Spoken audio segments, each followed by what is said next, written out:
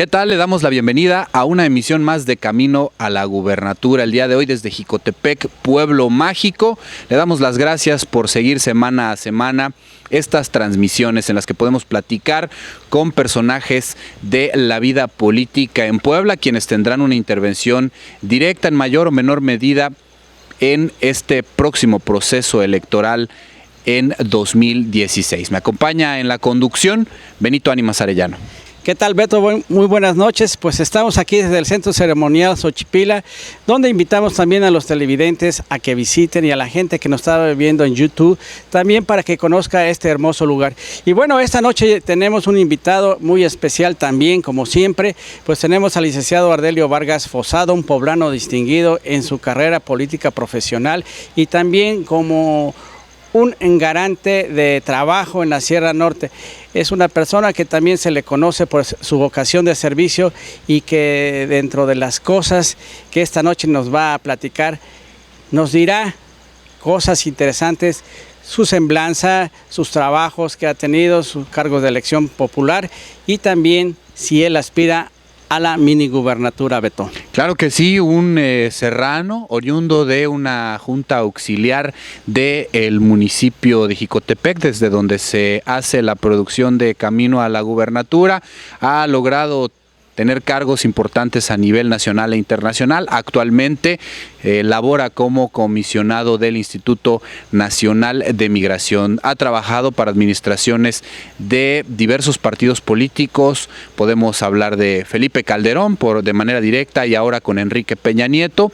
Panistas, priistas han reconocido y otros partidos han reconocido el trabajo de Ardelio Vargas en el estado y también en el país. Muchos cargos en materia de seguridad, pero en Jicotepec todavía se le recuerda con mucha añoranza y mucho cariño cuando él fuera presidente municipal de este municipio del norte del estado de Puebla. Interesante la plática que sostuvimos con él, donde pues hace interesantes revelaciones en materia de seguridad, en materia política, nos da la radiografía de Puebla y el país y también nos habla de partes muy íntimas de su vida, desde pequeño, sus estudios, sus carencias, sus primeros trabajos, sus primeros tropiezos, todo esto a lo largo de esta emisión en minutos subsecuentes. Entonces, pues si te parece, Benito, vamos a ver directamente esta entrevista con Ardelio Vargas. Claro, Beto, nosotros invitamos a los televidentes a que escuchen atentamente las palabras de un serrano, como yo lo dije, de éxito y con vocación de servicio.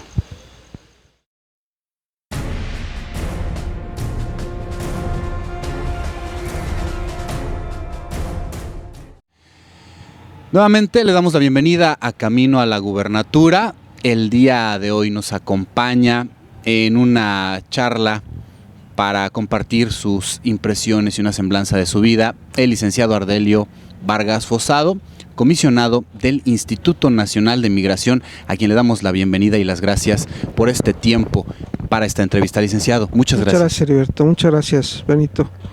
Me da mucho gusto poder platicar con ustedes y de este tema tan interesante. Licenciado, nos interesa mucho al público conocer en primer lugar los primeros años de Ardelio Vargas. ¿Cómo es que transcurre la infancia de Ardelio Vargas Fosado? Muchas gracias, Beto. Primero quiero comentarte que a todos los poblanos nos interesa lo que suceda, sobre todo en la elección de los próximos gobiernos, ¿no? Y les agradezco mucho pues que podamos platicar y que pueda yo vertir mi opinión en torno a este interesante tema. Por supuesto, mira, Ardelio Vargas es un serrano como ustedes, un serrano como la gente que nos está viendo ahora en sus hogares. Yo nací en una comunidad de Jicotepec que se llama Santa Rita, allá arriba de la Ceiba. En aquel entonces era una comunidad, hoy día es una junta auxiliar.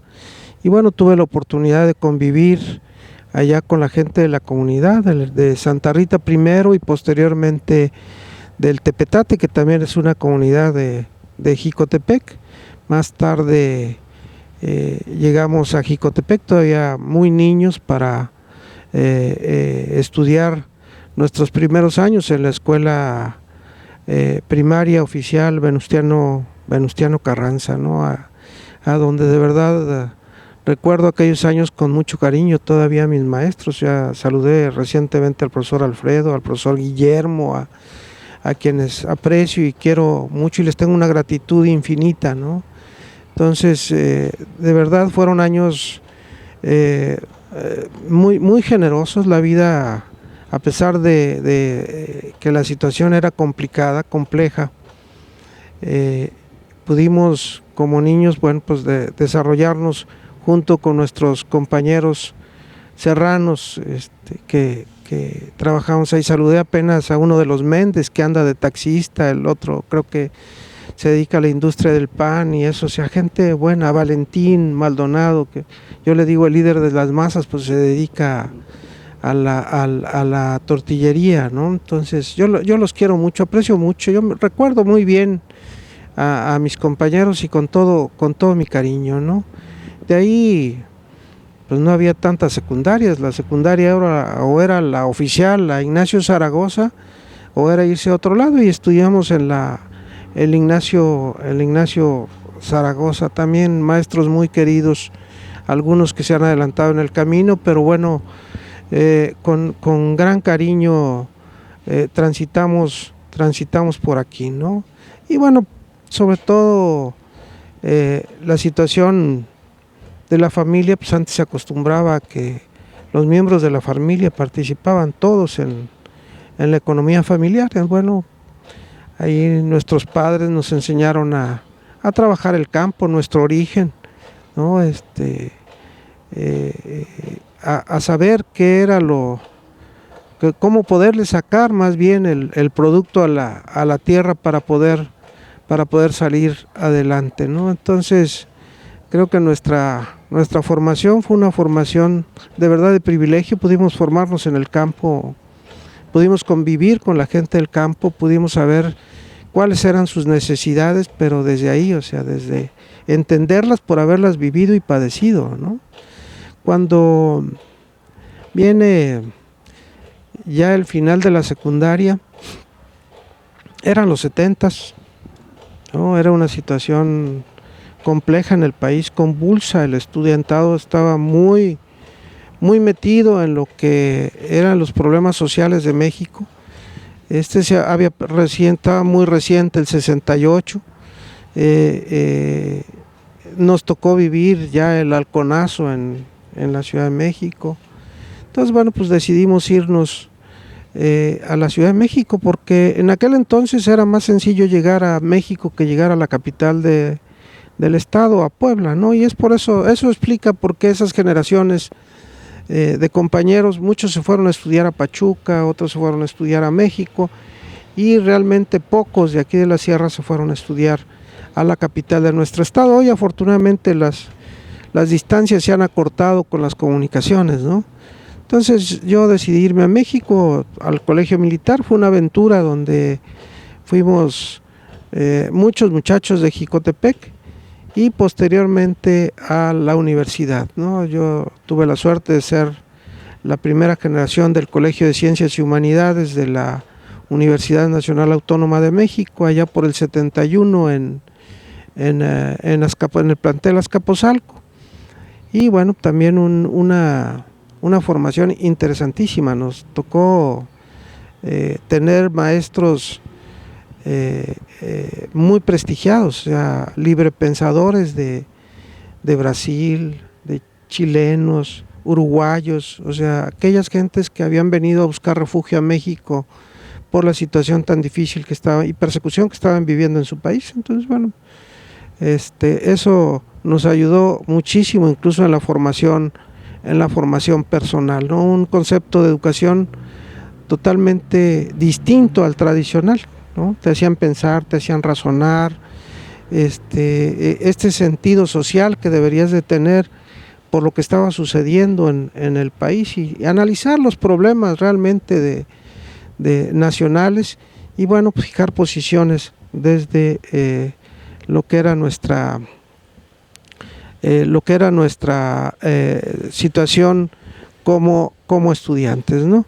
Entonces ahí estudiamos sin dejar de vincularnos con con el rancho. Yo, para poder estudiar la prepa, yo tenía que trabajar. Trabajé, hay algo que le llaman una figura muy simpática que se da en la Ciudad de México y que acá en esta zona no existe, pero eran los chicharitos de peluquería. El chícharo de peluquería pues era el mocito de la peluquería, era el que limpiaba, era el que barría, era el que limpiaba cristales, rellenaba botellas, calentaba las toallas para rasurar a los clientes, le daba grasa a los clientes, le ofrecía el periódico, la revista.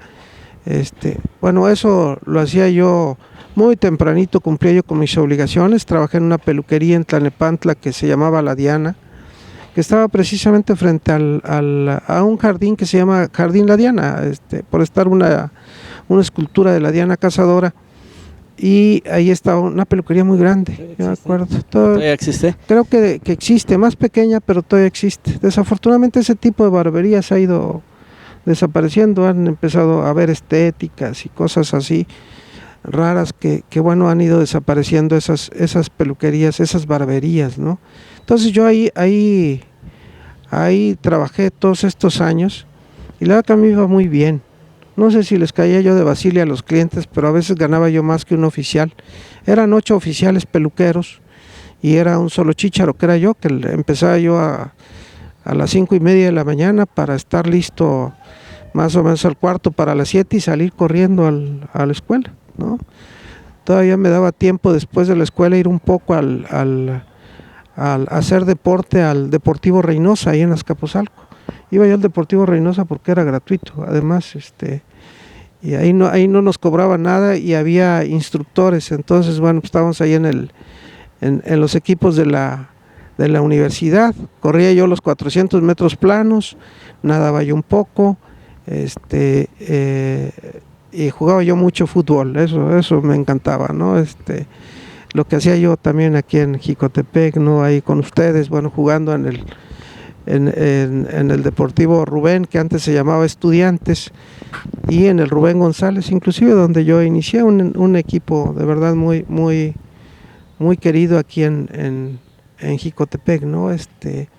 Pero bueno, la prepa fue una experiencia de verdad muy, muy importante, ¿no? Creo que pertenecía a todos los grupos políticos de la prepa, al Ho Chi Minh, al Comité de Lucha, todo este rollo. Todavía me daba tiempo para andar volanteando, y todavía mis primeras experiencias como orador fue subirme a un camión y tirarme un rollo de la represión estudiantil, ¿no? Y creo que todos los jóvenes hemos tenido esa etapa revolucionaria. Por ahí mi mamacita, que en paz descanse, todavía se acordaba que por ahí andaba mi morral, un morral que yo usaba con la imagen del Che Guevara, ¿no? Y bueno, pues eran los tiempos, ¿no? Me daba tiempo para todo eso. Eso fue la prepa, muy bien. Regresaba yo al rancho, inclusive los viernes por la tarde, y regresaba yo el sábado por la noche para el domingo, que era el día grande de la peluquería, poderlo trabajar, ¿no? Y bueno, pues así transitó la preparatoria.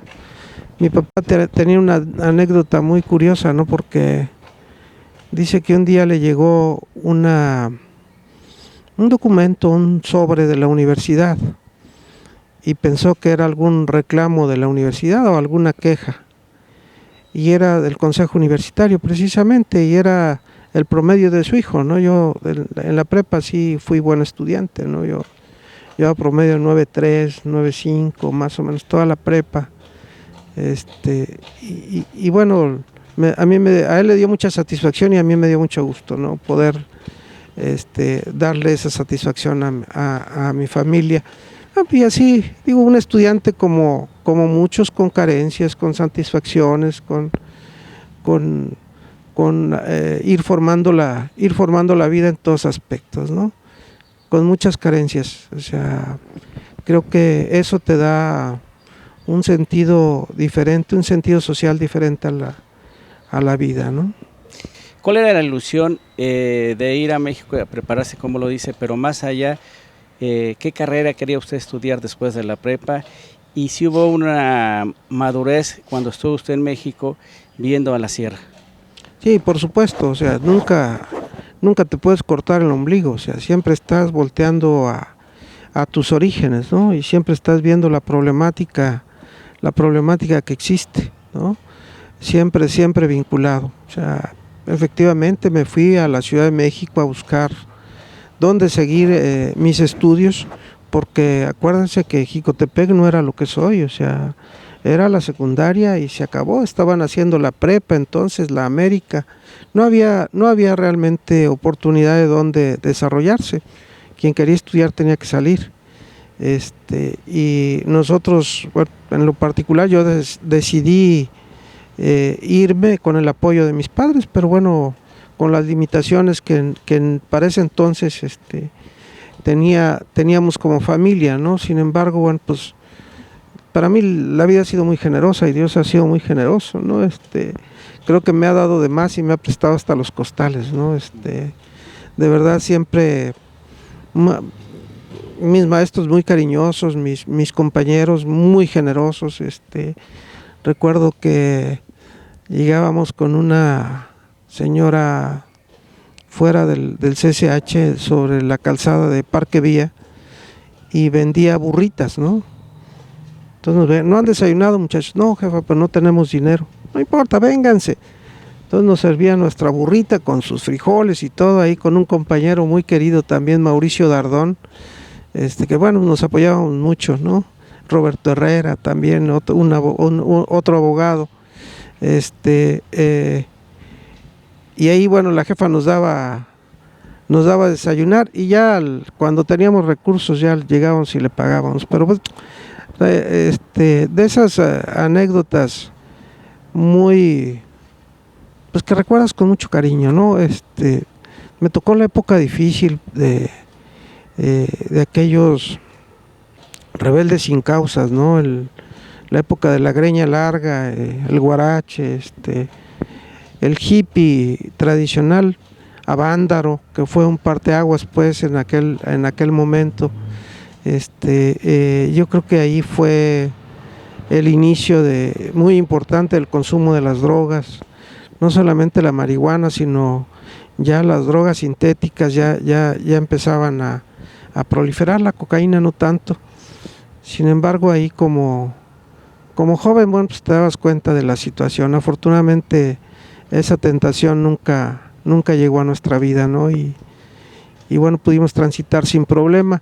¿Qué decidí estudiar? Pues en principio quería yo ser veterinario, man, pues estábamos en el campo, teníamos que ver con las vacas, teníamos que ver con lo que era sacarle el producto a la tierra, y bueno, pues dices tú, pues qué, pues, mi perfil, pues, agricultor, ganadero, pues veterinario, ¿no? Sin embargo, ya para el quinto semestre de la carrera, pues ya es en serio, de la prepa, pues ya es en serio lo que estás pensando, ya sabes hacia dónde vas, con todo ese sentido social que traías, pues tú buscas la forma de decir, bueno, y todo esto, ¿dónde lo puedo aplicar? Entonces fue cuando decidí estudiar Derecho, ¿no? Entonces fue así como al finalizar ya la preparatoria, me fui a la Escuela Nacional de Estudios Profesionales, a la ENEP Acatlán, de la UNAM también, ahora es la FES Acatlán, una gran escuela. Hoy fui hace unos 5 años y es un campus universitario ahí en esta zona de Naucalpan, muy, muy grande, pero ahí tuve la suerte de estudiar y de ser la primera generación también de la ENEP Acatlán, y nos hemos encontrado muchos compañeros de ENEP ahí, ¿no? Entonces así estudié Derecho. Ya cuando ya estudié Derecho, ya más o menos ya tenía yo idea de por dónde iban las cosas y para qué aplicar lo que yo estaba estudiando, ¿no? Trabajé con los ministerios públicos en la Cruz Roja Central de la Ciudad de México, tuve la suerte de trabajar en el Poder Judicial Federal, en el Juzgado Segundo de Distrito en materia administrativa. En aquel entonces iba yo creo que en tercer semestre de la carrera, recién terminaba yo el segundo semestre de la carrera, y el Poder Judicial Federal, la Suprema Corte de Justicia de la Nación, abrió la puerta para que en lugar de secretarias fueran estudiantes o pasantes de derecho quienes cubrieran esos cargos, ¿no? Y así llegamos. Fíjate que ahí con mucho cariño yo lo recuerdo, porque al mismo tiempo llegamos dos jóvenes, muy jóvenes en aquel entonces, a entrarle a ese programa.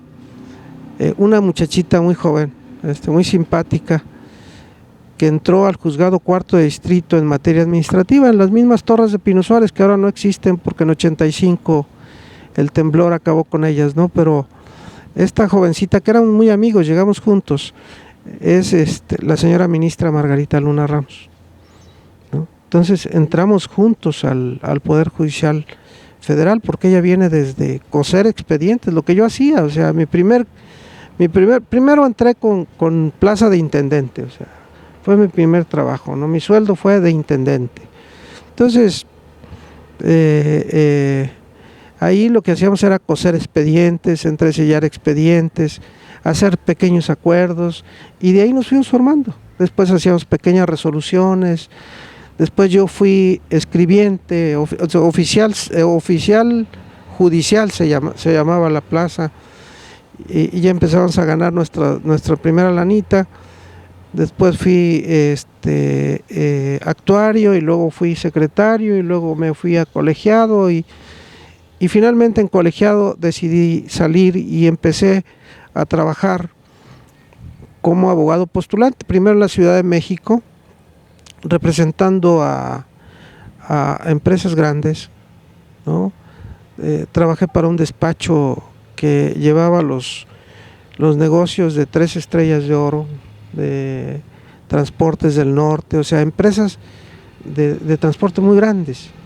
Y luego empecé a llevar mis propios negocios, o sea, organizaciones de taxistas muy grandes que existían, que se estaban formando entonces tanto en el Distrito Federal como en el Estado de México, donde me tocó a mí llevarles sus asuntos. Yo me había especializado mucho en lo que es el tema de garantías y amparo, o sea, al tema del amparo le sé un poquito, ¿no? Entonces ahí tuve la oportunidad de desarrollarme, creo que bien. Después me vengo a la sierra y empiezo a trabajar algunos asuntos de la sierra.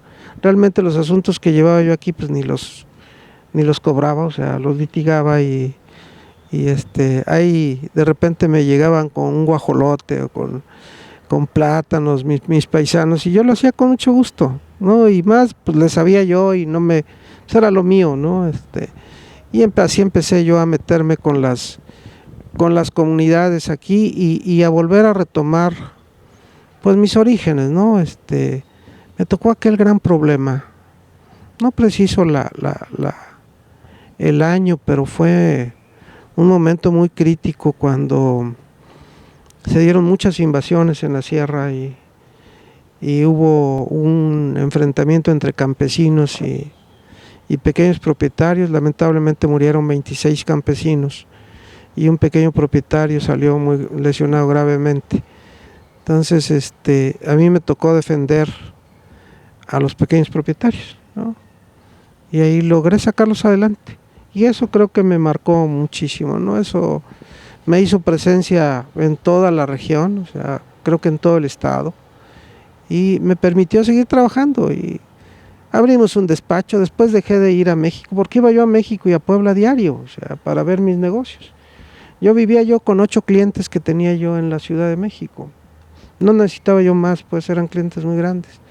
La situación se puso muy compleja, empezaron presiones entre líderes de las organizaciones de transporte, y decidí dejar el tema. Y es así como llego a la sierra, y ya abrimos un pequeño despacho que realmente era reunión de amigos y de puro vacile, porque estaba ahí un René Lechuga, entonces muy joven, el flaco, Andrés Fosado, y empezó a llegar José Esquitín, o sea, pero un grupo de jóvenes ahí que nos gustaba platicar de los temas, y llevar, entre otras cosas, nuestros asuntos que nos permitían pues vivir bien, ¿no?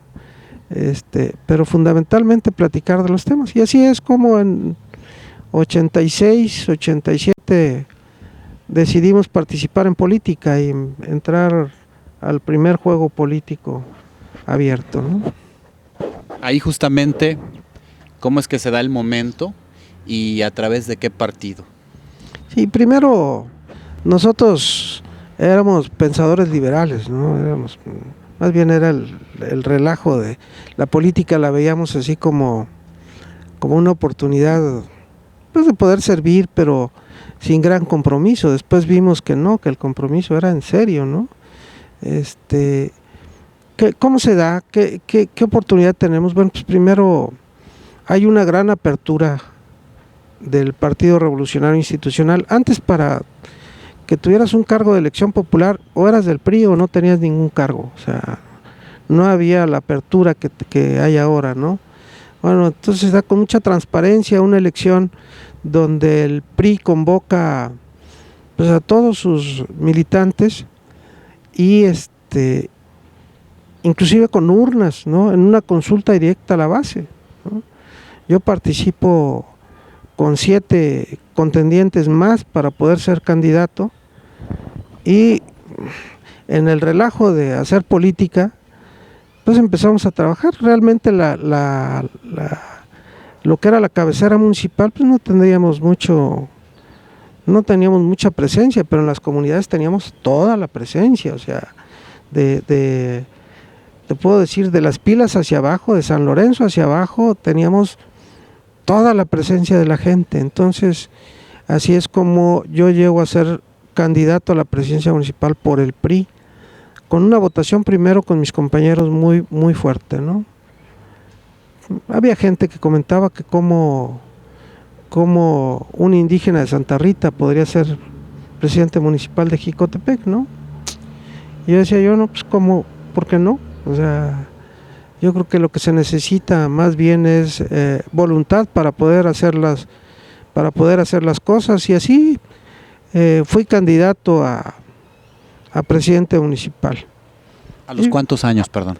Yo tenía 30 años, alrededor de los 30 años, muy, muy joven, con muy poca experiencia. Yo hubiera querido tener la experiencia que tengo ahora para poder haber hecho algunas cosas mejor por mi pueblo, y decidí ser candidato y decidí ser presidente municipal de 3 años, o sea, no de un ratito y luego buscar la diputación. O sea, para mí era ser presidente municipal, o sea, no era ocupar el cargo para brincarle algo, ¿no? O sea, yo creo que si te comprometes bien y haces las cosas y las procuras hacer muy bien, ¿no? Entonces, era un tiempo de limitaciones, era un tiempo donde no había ramo 33, no había otras partidas que posteriormente se abrieron para hacer obra, para empujar programas de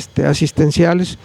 Entonces inventamos una nueva forma de hacer política, y era con realidades, ¿no? O sea, con obras, con cosas que se vieran. La gente ya no quiere palabras, ya no quiere que le digas qué vas a hacer, lo que quieres ver que lo hagas, ¿no?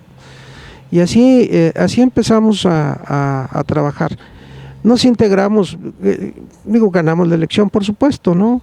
Nos integramos como cabildo, y el primer acuerdo que tomamos fue que no cobrarían sueldo el cabildo, empezando por el presidente municipal, los 3 años.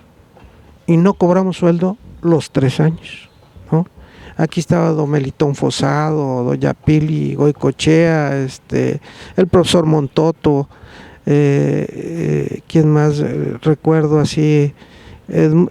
Mundo Cruz, que ya no está con nosotros, pero era regidor de policía. O sea, el negrito Juan, un comerciante del mercado, Juan Cárdenas me parece que se llama. O sea, decidimos no cobrar sueldo, ¿no? O sea, era una muestra de lo que queríamos hacer. O sea, en lugar de nosotros asignarnos un sueldo, eso aplicarlo en obras, ¿no? El problema más grave entonces era el drenaje, porque el agua potable no dependía del municipio, ¿no? Entonces decidimos trabajar por el drenaje. Y así empezamos a ver y organizarnos antes de tomar la presidencia municipal, ¿no? Y me acuerdo mucho y siempre platico esta anécdota porque es real bueno, yo ya después de haber ganado la elección decía yo, bueno, ¿y ahora qué voy a hacer?, ¿no? Y decidí ir a ver al más viejo de la familia, que era mi abuelo materno, don Hermilo Fosado.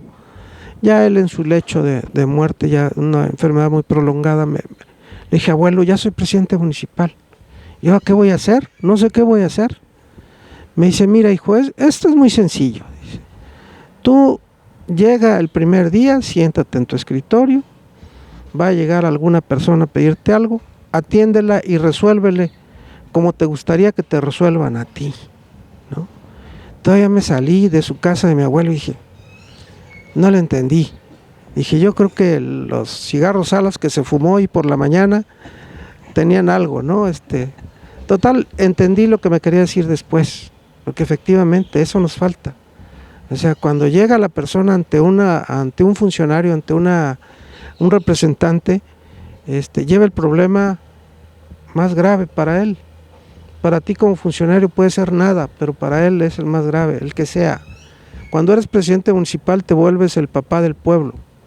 O sea, tienes que ver con todo, hasta con los pleitos entre familias, ¿no? Entonces tienes que resolverlo. Y así empezamos a hacer una política diferente, de mucha inclusión. Organizamos a la gente, la gente participaba mucho en la construcción en la satisfacción de sus necesidades, en la construcción de las obras, en las calles. Me acuerdo mucho, con mucho cariño, la biblioteca, cómo la hicimos. O sea, yo empezaba una obra como la biblioteca, pues los cimientos primero, ¿no? ¿Cómo? Pues, sin dinero, pero con mucha voluntad. ¿Qué hicimos? Primero nos fuimos con nuestros amigos del Tabacal, que nos regalaron toda la piedra que queríamos. Entonces llevábamos el camión de la basura y el presidente municipal por delante todos los fines de semana cargando piedra para el cimiento de la biblioteca. Ya que estaba el cimiento, empecé a invitar a mis amigos cafetaleros, porque ellos sí tenían lana. Invité a don Carlos Dosal, a Chevo Solís, a Balta Mosqueda, a Pablito Gómez, por supuesto, a muchos amigos, a Henry Menéndez entonces, de verdad, con mucho cariño yo lo recuerdo, a don Meli Fosado, que me ayudó con otros amigos, y además ganaderos también, ¿no? Muchos ganaderos, inclusive fuera del municipio. Me los llevaba yo, les decía, mira, aquí vamos a hacer la biblioteca municipal. Y ya empezamos con los cimientos y ahí me decían, ¿qué te falta? Cuando me decían, ¿qué te falta? Les decía, a ver, necesito 5,000 blocks. Ya, de verdad que agarraban y me daban un vale, ve con Pablo Gómez o ve con tal persona que te dé el block, ¿no? Ya que estaba el block, ya que habíamos hecho la desplantado y todo, bueno, pues ahora ¿qué falta? Pues revocar, ¿no? Los pisos, la instalación eléctrica, la lámina, o sea, todo lo hicimos con la colaboración de la gente. Y así fue todo, hicimos una gran organización que se llamaba, ¿cómo se llamaba? Consejo de Comités y Comunidades de Jicotepec. Y lo que hacíamos era una organización social que nosotros copiamos en Cuba, que no era otra cosa más que una organización para la defensa de Cuba, ¿no? Que eran responsables ni siquiera por cuadra, por tramo de calle, ¿no? Y así lo hicimos, pero lo invertimos, lo hicimos para hacer obra pública. Entonces el responsable de una parte de la calle y de la otra parte de la calle era el responsable de ver que los otros vecinos participaran en hacer la obra pública. ¿Qué hicimos? Pues muchas calles, pero lo que hacíamos era darles, nosotros como ayuntamiento solo les dábamos el cemento, ellos daban la grava, la arena, y algunos compraban su pedazo de malla, de electromalla, para que aguantara más la calle, ¿no? Salían, cuidaban mucho a ver, maestro, ¿cuánto le estás poniendo qué proporción de cemento con arena, ¿no? Y salía la gente y veía, supervisaba, medía que el espesor de la calle fuera el adecuado. veía que antes de tirar la calle hubiera drenaje, hubiera agua para no romper después, ¿no? Y ahí están muchas calles todavía, ahí están, y la organización, y en comunidades era igual. Me acuerdo mucho de mis paisanos, mis amigos de Nactanca, caray, una gente muy chambeadora. Cómo llegaron un día con su morralito y me dijeron, consíguenos un tractor porque queremos nuestro camino. Y ya me traje un tractor de un amigo, antes no había tantos como ahora, ¿no? De Tampico me lo traje. Y con qué sacrificios hizo la primera brecha en Nactanca, ¿no? Había días en que se avanzaban centímetros, ¿no? Íbamos a conseguir un compresor para utilizar explosivos, para volar los bancos de piedra, pero el compresor cobraba más que el tractor. Entonces me dijeron mis paisanos, no, mándanos a hacer barrenos y nosotros lo hacemos a mano. Les sangraban las manos a mis paisanos del barreno. El barreno son cinceles que van desde el más chiquito hasta el más grande, ¿no? Y que a golpe de marro uno lo va agarrando y le va dando vuelta y otro va golpeándolo. Entonces le sangraban las manos a la gente, muy chambeadora, de verdad. Después de mucho tiempo logramos la primera vez llegar a Nactanca. No se llega como ahora, llegamos, eran como escalones los que íbamos pasando pero finalmente llegamos, ¿no? Y así, bueno, muchísimas anécdotas que yo les podría decir, que me permitieron acercarme a la gente, convivir con ellos y poder resolverles. Me da mucho gusto cuando yo me los encuentro. Yo camino solo en el pueblo, o sea, y me los encuentro y les agradezco mucho la confianza. O sea, para ellos ni soy el comisionado, ni he sido el jefe de la policía, sigo siendo el mismo de siempre. Yo creo que ese es el tema, ¿no? Pero después de ahí vienen, claro, otros cargos administrativos, pero también otro cargo de elección popular que le permite él tener ya esa confianza del electorado a ese gran servicio que traía ya, y lo demuestra en una elección, bueno, pues digamos que sobrepasó la expectativa electoral, Beto, y también que el trabajo ya le permitía traer la experiencia para poder asumir ese nuevo cargo de elección popular, que sería el de diputado federal, señor comisionado. Así es, Benito. Bueno, pues como todos los cargos de elección popular, es un privilegio, ¿no? De verdad es una gran satisfacción poder representar en cualquier forma a tu comunidad, a tu pueblo y a tu región, pues mucho más, ¿no? Yo te quiero precisar que la campaña y hacer campaña no es un día, no son 3 meses como lo marca la ley, sino la campaña, bueno, pues es la valoración del electorado, de lo que has hecho en toda tu vida, no solamente tu vida pública, sino tu vida privada, ¿no? Y bueno, en aquel entonces, estamos hablando ya de mucho tiempo después de la presidencia municipal, con la experiencia empezamos a ver y a recapitular y ver qué es lo que quería la gente, ¿no? Y lo que la gente quiere es mucha honestidad, transparencia, y que le hables con la verdad, ¿no? Y algo que le llaman ellos valentía, que yo no lo juzgaría así, sino decisión, más bien de hacer las cosas. O sea, tú cuando estás convencido de que como autoridad vas a actuar bien y vas a actuar conforme a la ley, tienes que hacerlo.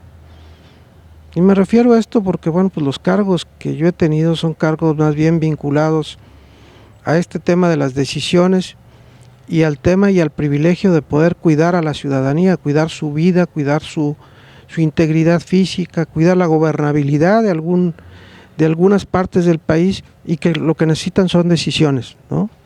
Mucha gente no las toma, ¿no? Mucha gente piensa en lo que sigue, en los cargos políticos, en la repercusión. Cuando tú tienes la ley en la mano y tienes las facultades, tienes que actuar. Si no, decía mi abuelo también, que era un sabio de verdad, decía, si no te gusta el calor, no te metas a la cocina, mijo.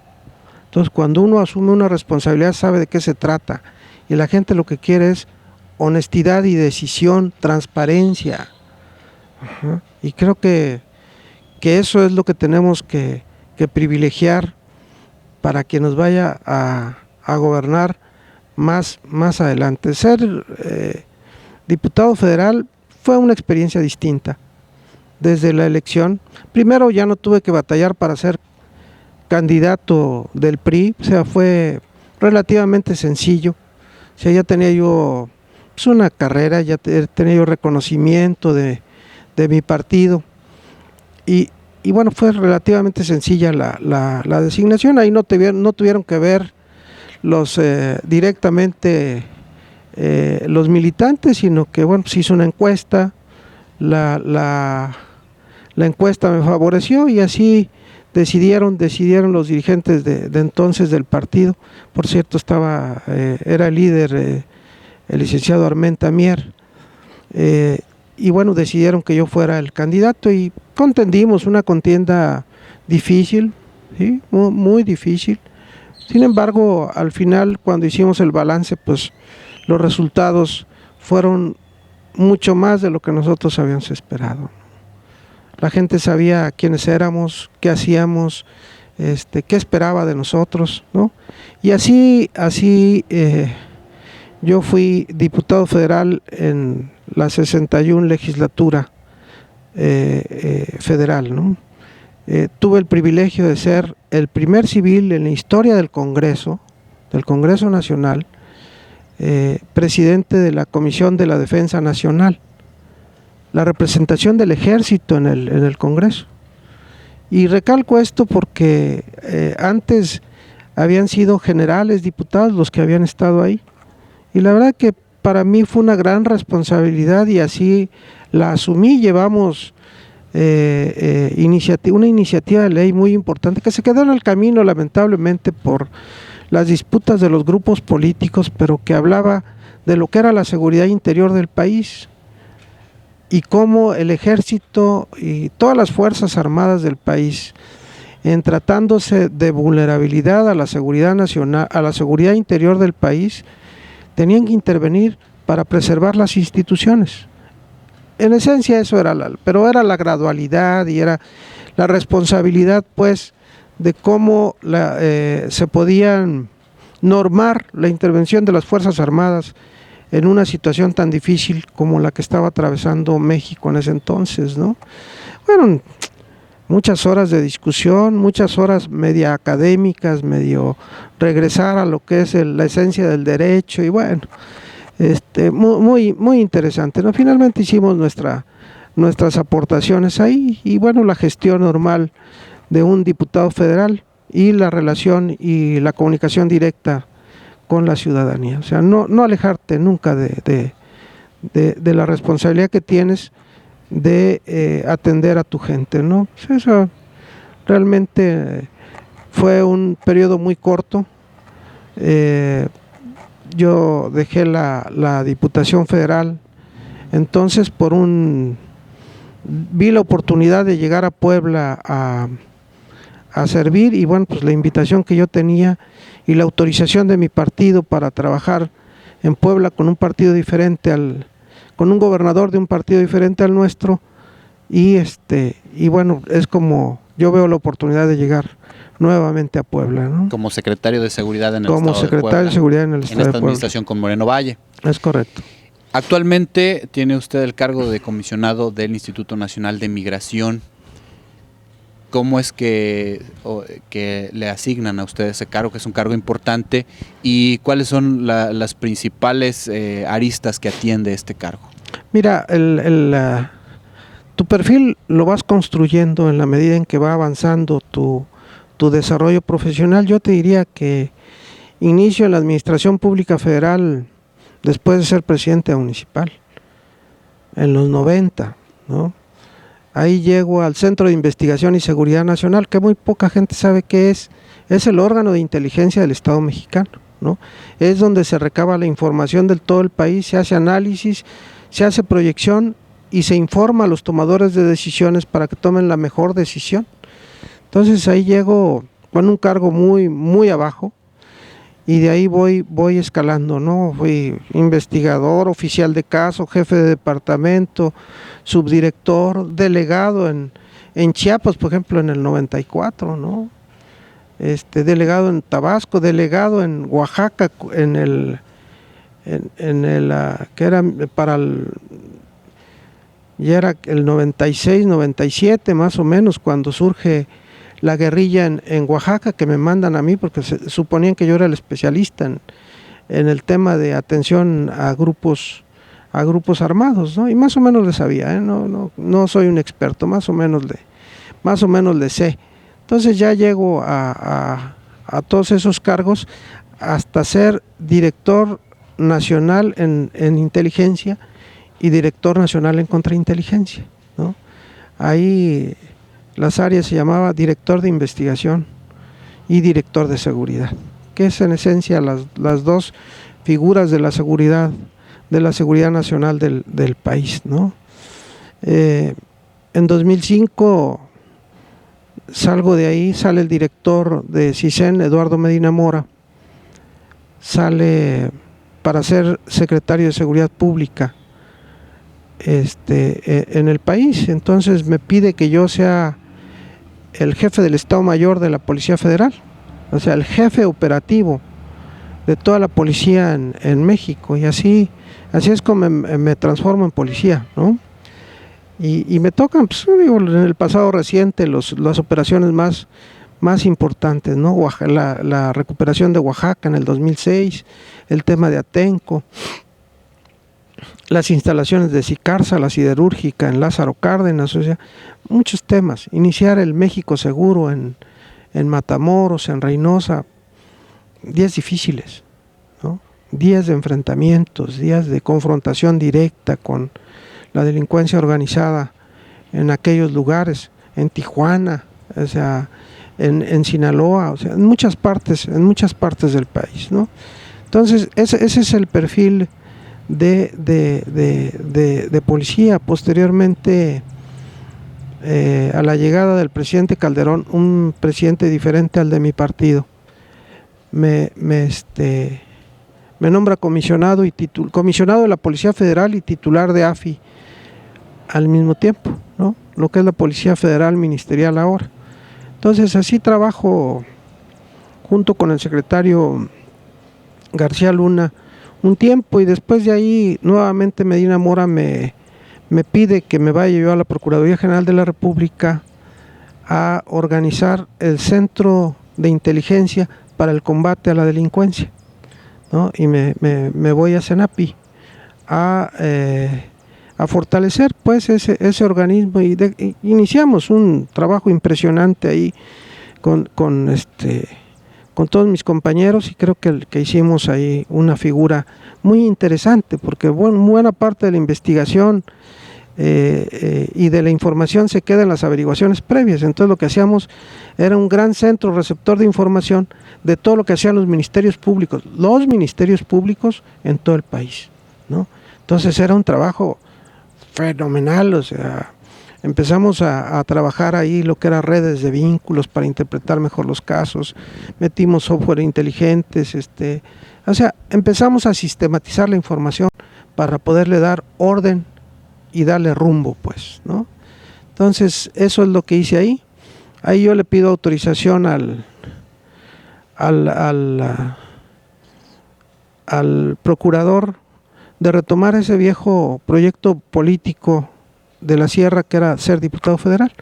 Ahí es donde me dan. Hay una anécdota que yo comento mucho, porque cuando pido autorización al alto mando, dijo, bueno, ¿y por cuál distrito de Chiapas te vas? O sea, pensaban que yo era chiapaneco, ¿no? Primero me preguntaron por cuál partido, pensaron que yo era de un partido diferente al PRI, ¿no? Ya le dije que por el PRI. ¿Y por cuál distrito de Chiapas? Le dije, no, yo soy poblano, voy por el primer distrito de Puebla. Entonces, eso finalmente me hizo reflexionar, o sea, que la verdad la presencia mía en Puebla pues era muy magra. O sea, en la Sierra sí, ¿no? En la Sierra me conoce todo el mundo y sabe del trabajo, pero los grupos políticos centrales no me conocían. Entonces eso me hizo reflexionar, que luego me ayudó para tomar la decisión siguiente, ¿no? Ya bueno, pues ya les platiqué la Diputación Federal cómo fue más o menos. Ya en llegado el momento, pasado de un año, viene la invitación. Primero el gobernador le pregunta al presidente pues que le ayudaran a designar un procurador y un secretario de Seguridad Pública. Y el presidente entonces le dice, pues pregúntale al secretario de Seguridad Pública Federal. Y el secretario de Seguridad Pública Federal dice, pues ¿qué le buscas? Está un poblano ahí, mano, que le sabe al tema, pues invítalo. Entonces me llamó entonces el secretario de Seguridad Pública Federal, Genaro García, y me pidió que si quería yo ser secretario de Seguridad Pública. Y ahí vi la oportunidad que les digo, de poder llegar a Puebla y que me conocieran en Puebla. Yo nunca había trabajado en Puebla, jamás, ¿no? Entonces, previa autorización de mi partido, mi militancia nunca estuvo en discusión, inclusive el señor gobernador, yo le agradezco mucho su generosidad porque él siempre habló de la pluralidad de su gabinete y bueno, pues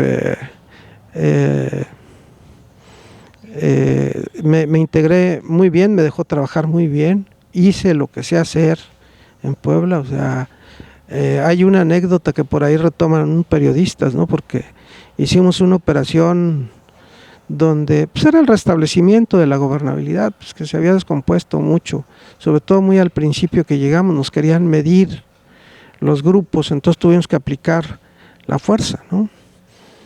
Entonces me decía que por qué, ¿no? Le dije, a ver, a mí me contrataron para aplicar la ley, no para repartir flores, querido amigo. Y lo estoy haciendo y estoy cuidando el respeto a los derechos humanos, pero lo que estoy haciendo es aplicando la ley, ¿no? Y eso lo retomaron, no retomaron todo lo demás, nada más lo de las flores, pero bueno, así llegué a Puebla, fui secretario de Seguridad Pública, 2 años exactamente, ¿no? Sobre todo construimos una policía con mucho sentido de pertenencia, muy orgullosa pues de ser policía, que después se ha venido ¿diluyendo? No, se ha venido transformando en otra cosa, que bueno, la gente que ha estado al frente pues ha decidido hacer alguna otro rumbo, ¿no? Entonces tratamos de mantener la tranquilidad, la paz.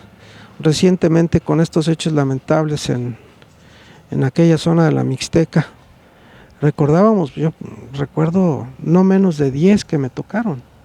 Entonces sí era ir y platicar y dialogar con la gente y de repente sacar a la gente que tenían retenida. Entonces bueno, pues era el trabajo diario que se hace en una policía, ¿no? Entonces creo que en Puebla me fue muy bien, me acerqué mucho a los grupos políticos, creo que ahora me conocen muy bien, o sea, confían en mí, saben de la capacidad, pues sobre todo la toma de decisiones, a mí no me tiembla el pulso para tomar decisiones cuando sé que hay justicia, que hay razón y que tengo las facultades para hacerlo, ¿no? Entonces, y en el otro tema de transparencia y honestidad, bueno, pues no, yo de verdad que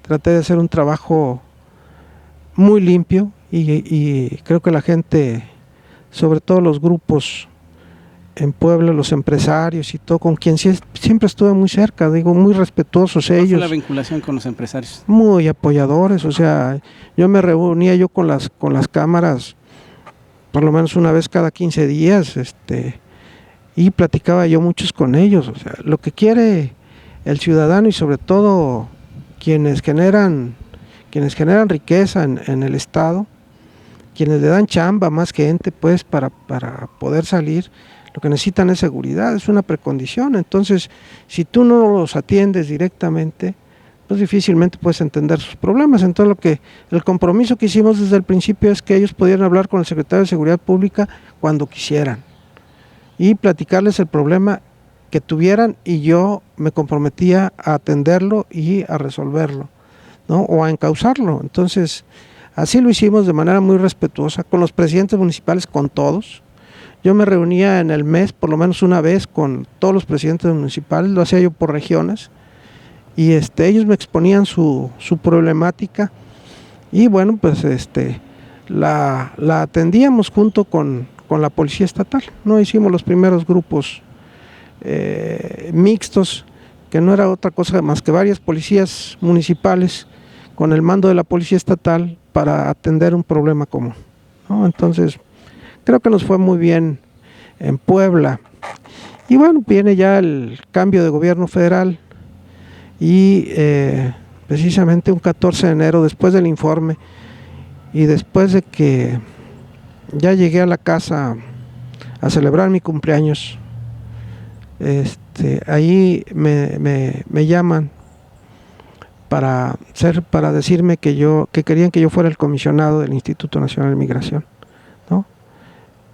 Así llego a la Administración Pública Federal nuevamente. El señor secretario me invita a formar parte de su equipo de trabajo en la Secretaría de Gobernación y llego a encabezar el Instituto Nacional de Migración, que pues, también es un reto muy grande, ¿no? La migración, el ordenar los grandes movimientos humanos, pues de verdad que es muy complejo. No solamente es poner orden, sino entender la parte humana, entender los motivos por los que se mueven de sus países de origen, ¿no? Y el poder darles una salida digna, o sea, respetar sus derechos humanos, y hasta poder retornarlos, ¿no? Es un tema. Ustedes lo ven a diario de unos meses para acá, que es el tema central de las notas, ¿no?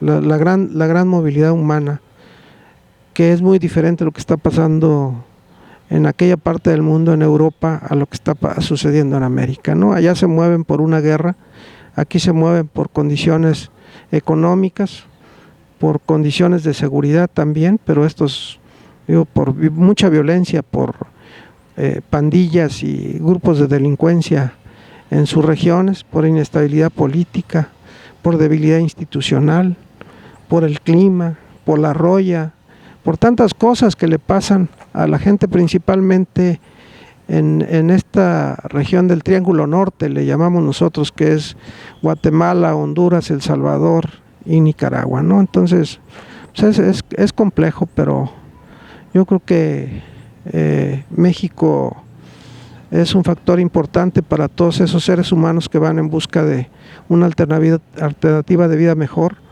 quedándose en México o yéndose a los Estados Unidos, ¿no? Ser comisionado también representa, Beto, me imagino, y se lo vamos a preguntar, señor comisionado, estar entre la espada y la pared, porque los connacionales obviamente buscan una mejor calidad de vida, o también es muy difícil abogar por los intereses de otros ciudadanos que vienen de otros países, y con la vocación de servicio que tiene el comisionado, que nos hemos enterado que ha mejorado las instalaciones, que ha capacitado mejor a los mandos, y que también tiene esa esencia, porque no nada más lo dice la gente en diferentes estados, se ha dedicado no nada más a aplicar los procedimientos administrativos, sino también a cuidar la estancia de ellos y también a motivar ese tejido social, que por eso México padece mucho, señor comisionado. Sí, por supuesto. Bueno, el Instituto Nacional de Migración no solamente tiene la responsabilidad de ordenar los flujos migratorios de extranjeros que llegan o que transitan por México, sino también tiene la obligación de recibir a los mexicanos que a diario nos mandan de Estados Unidos, y que tenemos como país la obligación de reinsertarlos a la vida económica y activa del país, ¿no? Esta es una figura nueva que implementa el señor secretario de Gobernación, un programa que se llama Somos Mexicanos, ¿no? Y empezamos a verlo porque cuando en 2013 cerramos con 332,000 mexicanos que nos retornaron, ¿no? Muchos. Pero antes lo recibían en la frontera, les daban su boleta de repatriación, les abrían la puerta y les decía que te vaya bien, ¿no? No, bueno, el programa Somos Mexicanos hoy le da orden, o sea, lo recibes, les das una oportunidad de reinserción, de trabajo, les da su seguro popular, les da su acta de nacimiento si no la traen, o sea, lo regreses a sus comunidades de origen, o sea, el gobierno paga su transporte a sus comunidades de origen, y les da seguimiento a través de unas oficinas de atención al migrante que hay en cada estado, ¿no? Entonces, y fue muy curioso porque El primer ejercicio yo lo hice sobre los 332,000. Y con lo que yo les pregunto al ingreso al país, me di cuenta que el 86% de esos 332,000, por lo menos venía hablando inglés y traía habilidades distintas para el trabajo, o sea, especialización, ¿no? Entonces, pues es una mano de obra desperdiciada.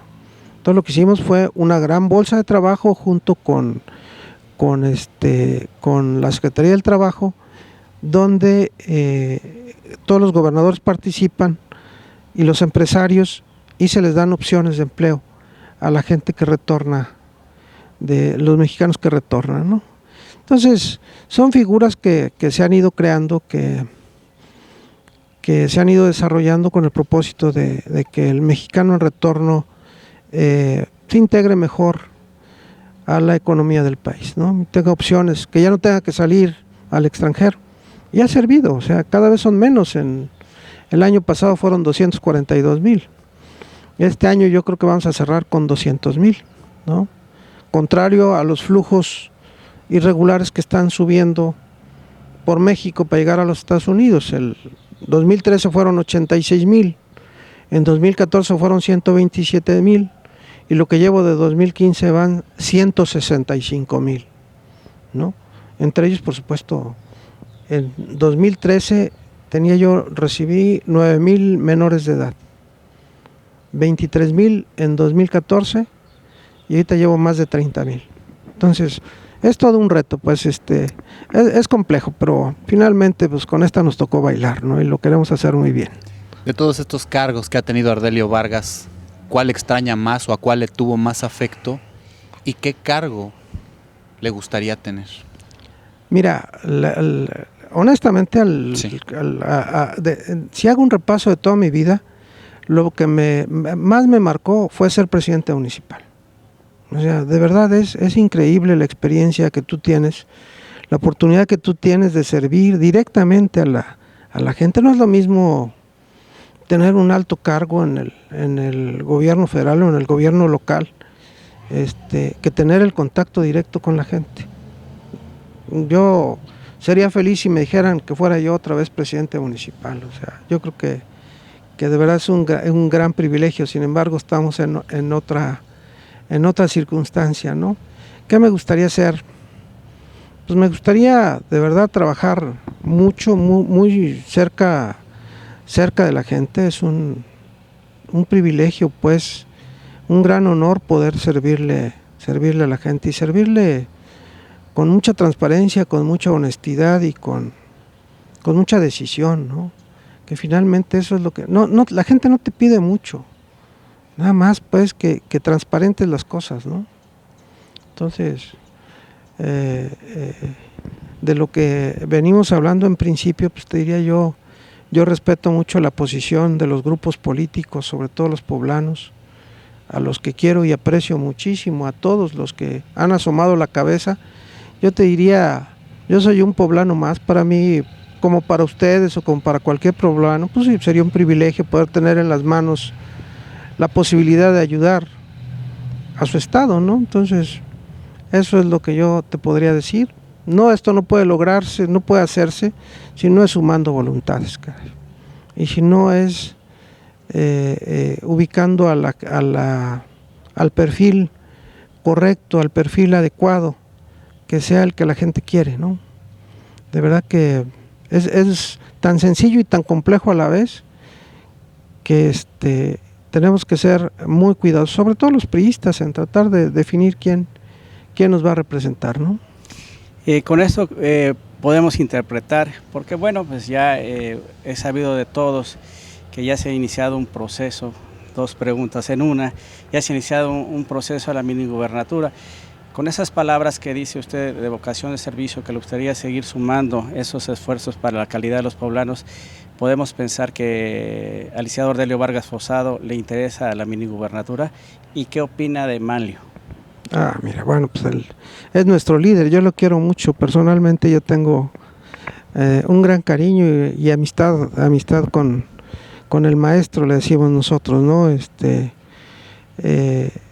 para mí es un líder, es quien nos guía, no de ahora, de mucho tiempo, ¿no? Por supuesto, nuestro líder principal es el señor presidente y siempre ha sido para nosotros desde antes que llegara a este alto cargo, ¿no? Mira, te diría yo la oportunidad que se tuviera de tener un cargo público tan alto como es la gubernatura, bueno, pues para cualquiera sería una gran oportunidad de hacer bien las cosas por los poblanos, ¿no? Yo no te digo que no, ni te digo que sí, más bien quién sabe. Vamos a esperar y vamos a ver. Yo de todos modos trabajo todos los días con gran pasión porque las cosas salgan bien. Y trabajo pensando siempre en México, o sea, trato de pensar en que la responsabilidad que me han encomendado y de sacarla adelante, como lo he hecho en toda mi vida. Mi papá me decía, si vas a ser bolero, sé el mejor, como lo fui cuando fui chícharo de peluquería, ¿no? Si vas a ser electricista, sé el mejor, ¿no? Pero si te vas a meter a otra cosa, también sé el mejor. Entonces, nosotros estaremos atentos. Esto, pues ustedes saben cómo es el manejo del tema político. Yo he sido siempre muy institucional, muy respetuoso. Por ahora sigo siendo el comisionado del Instituto Nacional de Migración y esperaremos los tiempos que ya no están muy lejos, ya están aquí. Y bueno, pues yo el exhorto que le haría yo a mis compañeros es piénsenlo, o sea, la minigobernatura, como le dicen de manera a veces hasta despectiva, no es una minigobernatura, es una gran oportunidad pues de reorientar un proyecto de todos los poblanos, o sea, de verdad es una etapa de transición compleja, pero muy importante para Puebla. O sea, no es un año 8 meses, se está definiendo, o sea, de verdad se está definiendo la situación social y política de un estado durante muchos años. Entonces, yo les diría, siéntense, platiquen y decidan, pero decídanlo juntos, no cada quien por su lado, ¿no? Entonces, y a mis paisanos, a todos los poblanos, para mí de verdad que es un gran orgullo ser poblano, ser serrano. Bueno, pues de verdad que nos marca muchísimo, como que nos tienen de una manera diferente, como que dicen, esa gente sí habla con honestidad, esa gente sí sabe decir las cosas de manera directa y esa gente sí toma decisiones, ¿no? Yo, si algo me ha marcado en mi trayectoria, es esa transparencia y esa toma de decisiones cuando se tienen que tomar, ¿no? Licenciado, es de verdad un gusto para nosotros haber platicado el día de hoy con usted, saber sus impresiones, conocer y dar a conocer a través de la cámara la trayectoria de su vida personal, profesional, política y pues dejar el compromiso, si le parece a usted, de poder entablar en otras ocasiones otras conversaciones y otras entrevistas con usted en este camino a la gubernatura. Por supuesto, y yo quiero referirme a los jóvenes, a los niños, ¿no? Sí se puede, y sobre todo los serranos tenemos una gran capacidad, ¿no? Yo tengo un bebito recién nacido ahora y le digo a mi mujer, lo vamos a mandar a estudiar a Santa Rita los primeros años, porque esa escuela sí es buena, mira, ahí yo estudié, ¿no? Entonces, con gran orgullo para todos mis paisanos del Tepetate, Santa Rita, toda la zona, toda la región de la Sierra Norte, todo Puebla, pues, Huauchinango, a quien quiero mucho, también hemos convivido bastante con la gente de la Sierra, Zacatlán, toda la Chignahuapan, toda la gente, de verdad, Zacapuascla, allá con mis amigos, o sea, hemos trabajado muchísimo, muchos temas, no solamente el tema de seguridad, el tema de la salud, el tema social, o sea, a veces el tema de la seguridad para mí fue un pretexto para poder platicar y para poder meterme con los grupos y hacer otro tipo de trabajo. A la parte social también le sé un poquito, ¿no? Y a la parte humana le sé mucho más, ¿no? Licenciado.